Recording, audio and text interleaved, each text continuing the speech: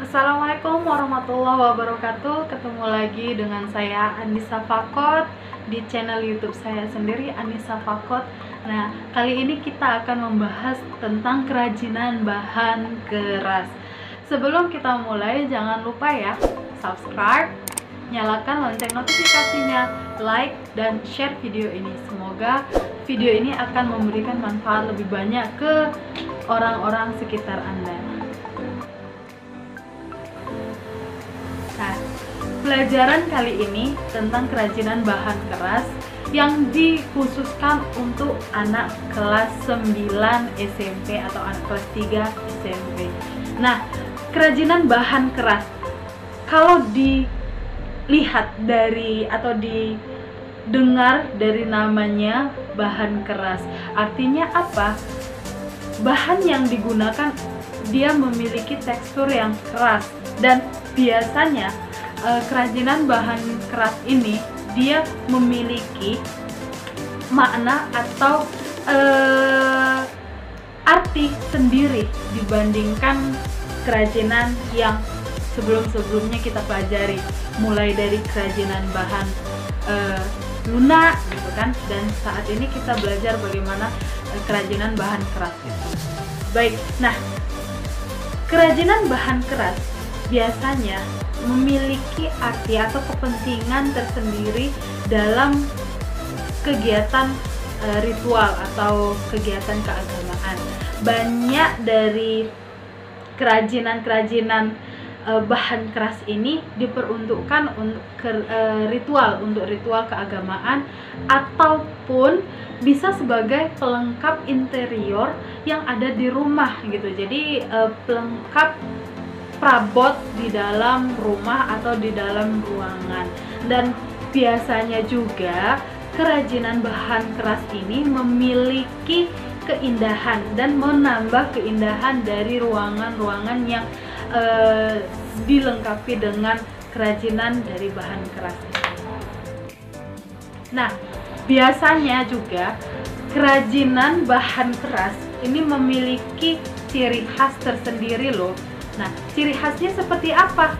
Ciri khasnya itu dia lebih cenderung teksturnya keras ya, otomatis keras, dan biasanya dia lebih cantik dibandingkan kerajinan-kerajinan dari bahan-bahan lainnya, dan ukurannya lebih cenderung besar gitu. Karena biasanya juga bahan keras ini terbuat dari alam, ada yang terbuat dari alam dan ada juga yang terbuat dari bahan buatan.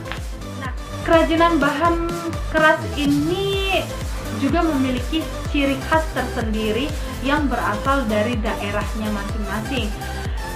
Dan banyak daerah di Nusantara itu memiliki kerajinan-kerajinan dari bahan keras, antara lain ada dari daerah Bali, ada daerah Jawa, ada daerah Toraja, terus ada juga Flores, dan bahkan Batak sendiri memiliki kerajinan dari bahan keras ini. Nah, biasanya ya, kalau kerajinan bahan keras ini memiliki nilai atau menambah nilai dari penampilan sebuah benda. Contohnya kalau misalnya di meja ya, meja biasa, kalau misalnya dikasih salah satu ukiran dari kerajinan bahan keras, otomatis dia akan menambah nilai lagi gitu kan, menambah nilai dari sebuah benda tersebut. Dan dengan adanya tambahan dari kerajinan bahan keras ini akan mempercantik bagian bangunan. Jadi dengan ditambahnya kerajinan bahan keras di salah satu bentuk atau di salah satu ornamen yang ada di bangunan kita, itu akan menambah nilai estetiknya, nilai kecantikannya. Kemudian selain di dalam ruangan dan di dalam satu benda gitu kan, itu juga bisa melengkapi busana kita. Contohnya dari kerajinan bahan keras itu bisa dipakai untuk melengkapi busana kita. Contohnya topi yang terbuat dari anyaman bambu. Itu ada sekarang mode-mode yang sangat terkini di mana topi itu terbuat dari anyaman bambu, bukan seperti ini ya, capit yang untuk ke sawah itu, tidak, tapi dia lebih modern saat ini. Kemudian kalau kita lihat dari keragaman jenis kerajinan tangan, kerajinan bahan keras itu sendiri kan ada dua, dari alam dan buatan. Nah, kalau kita lihat lagi ya di daerah perkotaan, pasti pernah ini ngelihat ke satu pasar atau suatu toko yang memiliki apa ya, penjualnya itu memiliki produk dari kerajinan bahan keras ini tadi. Ada yang ukiran kayu, terus ada yang ukiran batu gitu kan, terus ada juga yang ukiran dari karang. Nah, itu kan dia dari alam, itu kerajinan bahan keras yang berasal dari alam. Berasal dari alam ini dia itulah tadi kayu, terus ada apa namanya tadi, ada batu, ada juga karang, dan ada juga yang berasal dari buatan. Jadi kerajinan bahan keras buatan ini dia biasa meliputi kaleng, seng, dan kaca. Nah, itu dia berupa buatan. Sedangkan yang dia dari alam gitu kan, yang dia natural, alami, itu seperti ukiran kayu Jepara. Nah, bisa dilihat betapa cantiknya kayu Jepara ini. Makanya ukiran kayu Jepara seperti ini itu ya, itu nilai ekonominya udah sangat-sangat tinggi, bahkan sudah dijual sampai ke luar negeri. Makanya harganya pun sangat mahal dibandingkan dengan ukiran yang biasa aja gitu kan. Contohnya kalaulah ini kan kerajinan bahan keras itu tekniknya juga macam-macam gitu. Mulai dari ada yang tekniknya ukir seperti Jepara, itu kan dia tekniknya ukir justru lebih repot lagi, lebih ribet gitu kan. Dan ada juga kerajinan bahan keras yang berasal dari batu yang diukir langsung, dari batunya dipahat langsung ya kan. Itu justru lebih mahal dibandingkan tinggal cetak gitu. Karena mengukir dan memahat itu membutuhkan tenaga lagi dibandingkan tenaga ekstra dibandingkan mencetak gitu. Mencetak ada cetakan kayak dicor gitu kan, dia dari semen. Nah, itu dia kerajinan bahan keras buatan, dia juga termasuk dari semen, itu dia buatan. Nah, lanjut lagi ada yang dia tekniknya itu memotong gitu ya kan, memotong, melukis, terus ada juga yang membentuk kayak dari tanah liat, itu kan dia dibentuk gitu kan, dibentuk sesuai keinginan kita. Nah, itu juga termasuk kerajinan bahan keras. Oke, jadi dicatat ya, kira-kira apa aja sih tadi yang saya sebutkan kerajinan bahan keras yang dari alam? Ya, jadi sudah tahu kan kerajinan bahan keras apa-apa saja. Nah, kita ingat lagi ya, kerajinan bahan keras ada dua. Yang pertama terbuat dari alam atau berasal dari alam. Yang kedua terbuat dari buatan ya, dari bahan buatan. Yang dari alam dia meliputi kayu, batu, karang, tanah, lidi. Baik. Nah, yang buatan meliputi seng, kaleng, dan kaca. Nah, jangan lupa ya, dicatat di buku latihannya. Kira-kira di sekitar kamu terdapat bahan apa aja yang ada di lingkungannya yang terbuat dari bahan keras dan bahan buatan sebagai kerajinannya. Oke?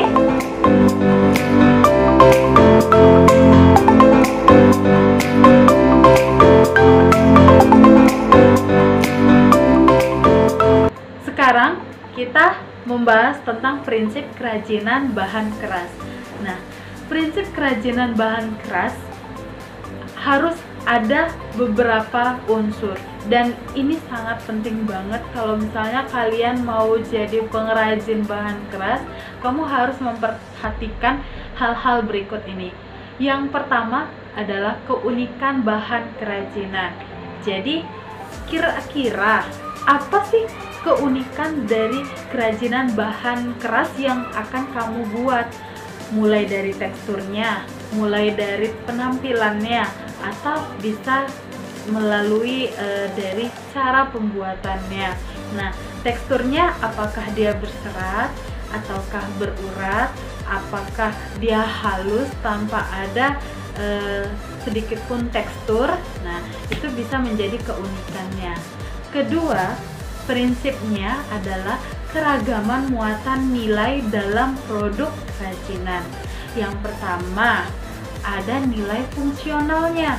Apakah produk yang kamu tawarkan, kerajinan bahan keras yang kamu buat ini nanti mempunyai fungsi yang sesuai dengan bentuknya?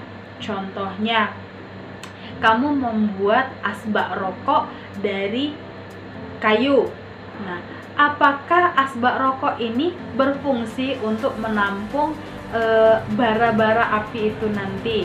Nah, kalau misalnya fungsinya kurang tepat, maka kamu sesuaikan dengan produk kerajinan bahan keras yang lainnya.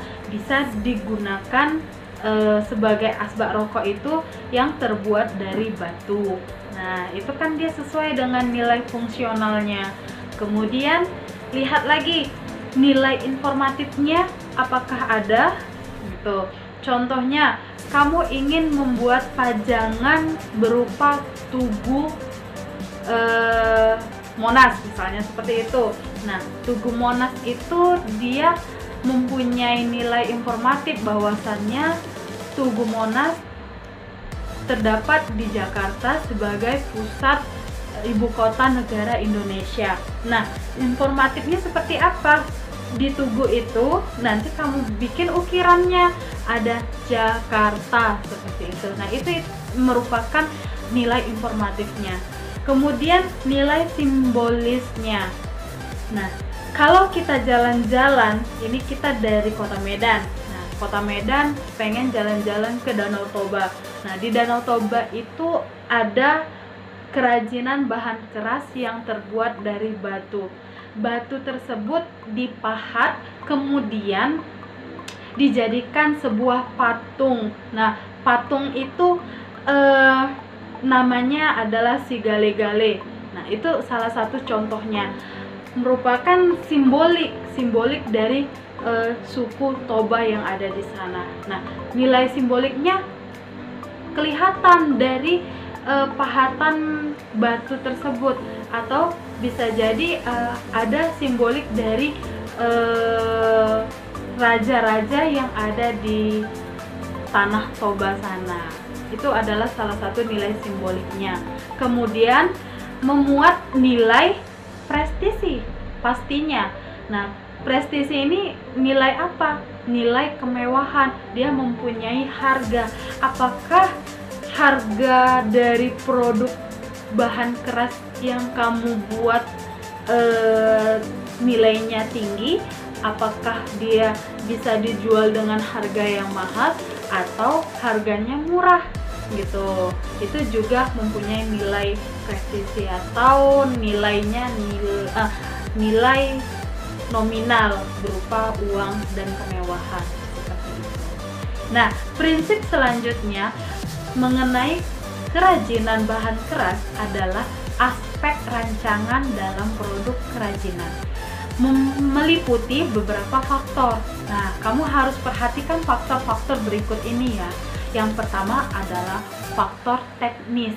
Nah, faktor teknis ini dia melihat bagaimana metode produksinya, dan kemudian menerapkan daya mesin atau dia mesin manual. Nah, itu merupakan faktor teknis pengelolaan dalam produksi. Kemudian apakah masyarakat atau produsennya sebagai sumber daya manusia atau perajinnya, mereka mahir melakukan kerajinan itu atau mahir memahat, apakah SDM-nya mahir untuk menenun gitu kan, apakah dia mahir untuk menganyam untuk bambunya jika itu dia bambu dianyam, kemudian mahir tidak dia membentuk jika itu kerajinan bahan keras terbuat dari tanah liat. Nah, itu harus diperhatikan juga faktor teknisnya. Kemudian ada faktor ekonomis, perhatikan juga faktor ekonomisnya. Nah, faktor ekonomis itu dia termasuk pemasaran. Apakah pemasarannya itu sudah sesuai target atau masih belum sesuai dengan target yang harusnya disasar, seperti itu. Kemudian sistem pemasarannya, sistem pemasoknya, distribusinya itu atau apakah sudah sesuai. Umpama kalau untuk produk kerajinan bahan keras yang berupa ukiran sudah sesuai enggak distribusinya ke daerah yang layak untuk mendapatkan produk itu. Nah, itu juga harus diperhatikan. Kemudian kamu juga perhatikan nilai ekonomisnya, faktor ekonomisnya sesuai dengan hak cipta. Dan umpama itu produk usaha kamu yang kamu buat itu hasil kerajinan kamu sendiri, maka kamu harus menerapkan hak cipta. Kamu adalah penciptanya, seperti itu. Dan nilai jual, harus ada nilai jualnya ya, berapa harganya, sesuai enggak dengan harga yang kamu buat, sesuai enggak dengan harga tenaga kerjanya, sesuai enggak dengan harga bahan bakunya, itu juga harus diperhatikan. Kemudian nilai minat dari masyarakatnya, apakah produk kamu itu sesuai dengan minat masyarakatnya. Ukiran kayu sesuai dengan minat masyarakat ekonomi ke bawah, kira-kira sesuai enggak? Nah, kalau misalnya tidak sesuai, kamu harus perhatikan ke masyarakat mana yang bisa kamu jual, seperti itu. Kemudian perhatikan faktor ergonomis. Nah, faktor ergonomis itu meliputi kenyamanan, keamanan, kesesuaian, dan kepraktisan. Selanjutnya ada faktor sains dan teknologi. Kalian menggunakan teknologi seperti apa dalam pengembangan kerajinan bahan keras yang kamu buat. Kemudian faktor estetika. Nah, faktor estetika ini meliputi apakah produk kamu itu mempunyai daya kecantikan atau kecantikan yang sesuai dengan harganya, itu juga harus diperhatikan. Dan faktor kondisi lingkungan. Faktor kondisi lingkungan ini meliputi apakah kamu meraih bahan bakunya itu memperhatikan lingkungan sekitar atau kamu asal ambil aja. Kayak kayu, kamu asal ambil aja di hutan tanpa memperdulikan lingkungan, dan kamu mengambil batu dari alam. Apakah kamu memperhatikan lingkungan atau kamu hanya mengambil aja untuk kepentingan kamu sendiri? Itu kamu harus memperhatikan kondisi lingkungan jika kamu mau menjadi pengusaha kerajinan bahan keras. Kita akan membahas bagaimana proses pembuatan atau proses produksi dari kerajinan bahan keras di video selanjutnya. Terima kasih sudah menonton, terima kasih sudah menyimak. Jangan lupa tinggalkan komentar apa yang harus diperbaiki dan apa yang harus